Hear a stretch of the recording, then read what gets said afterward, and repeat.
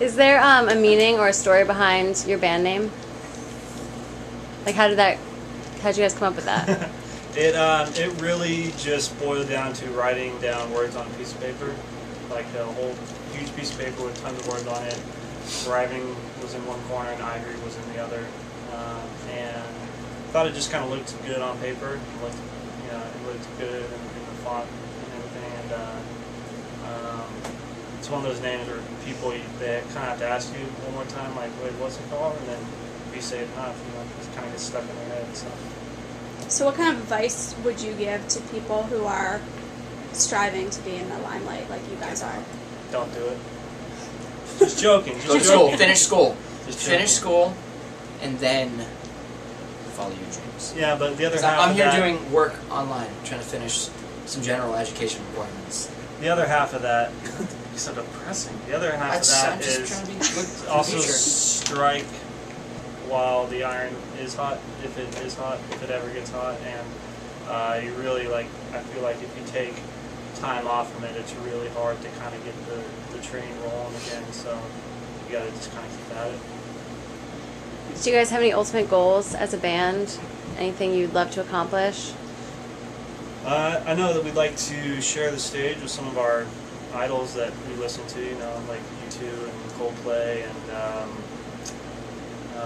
Maroon 5. I mean, just every time, even like this tour with Eddie Balchek from Live, that's an artist that we listened to growing up. So actually to grow up listening to him and then be able to actually play on the same stage with him for the next 3 weeks or so is pretty cool.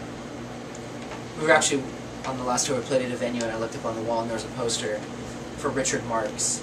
And do you remember Richard Marx? That was like the first tape I bought. Does anybody remember Richard Marx? George with jazz. What was this song?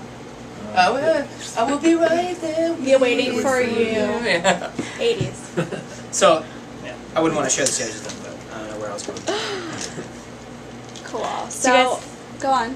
Do you guys have a favorite track on the new album, or one that you love to perform the best? Yeah, there's a song called Moonlight, for me at least, that recording it was really fun just because it's more unusual than the other songs on the record. And live, we have some audience participation thing that we do with that song that's really fun and kind of awkward sometimes, but I love awkwardness. yeah. There's a song. It gets I real thrive awkward. on that.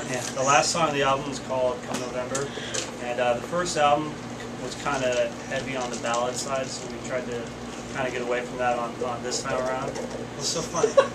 And Not you. When she said she thrives on the awkwardness. It was a play on words. Oh, sorry. I got You guys didn't get it. But I think that's one. That's one of I think maybe 2 ballads on the new album, and it turned out really good. It's really fun. Cool. So if you guys weren't musicians, what would you be doing? You want to go through everybody? Yeah.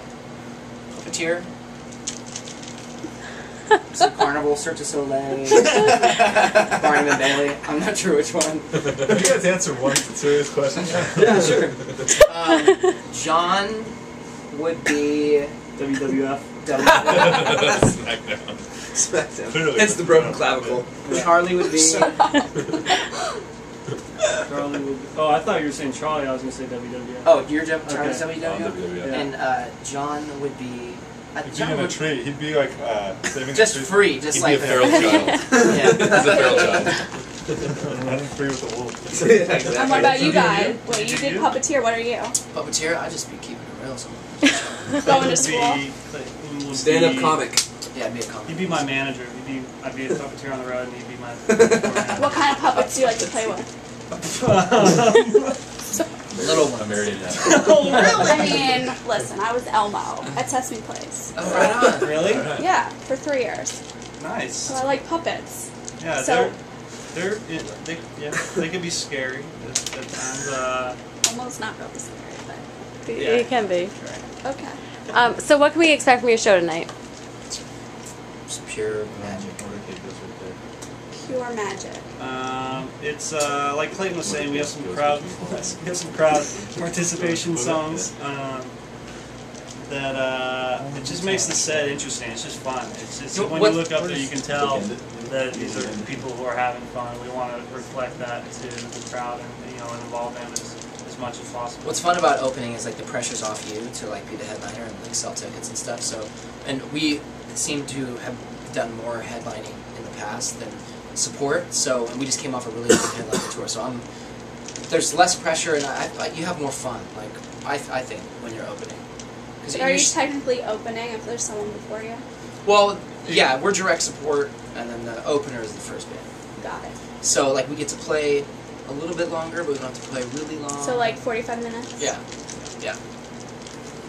Sweet. Any last thoughts for our website that we do? What's your website called? It's called Pop Culture Madness. Pop Culture Madness. Thank you for visiting popculturemadness.com. We're going to be on the road for the next 3 weeks with Ed Kowalczyk.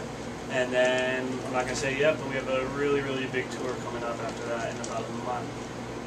So keep your eyes out for that. You can find us on, here we go. You can find us on Twitter at twitter.com/thrivingivory. You can find us on MySpace at myspace.com/thrivingivory. And you can find Drew on his Facebook page at facebook.com/Drew Cribley. Drew Cribley. I hope that's what If not, we'll let them know. Yeah, and 805. and write to us and stay in touch with us and come out to a show and come say hi. Say hi. And that's it. All right, thank you guys. Thank you.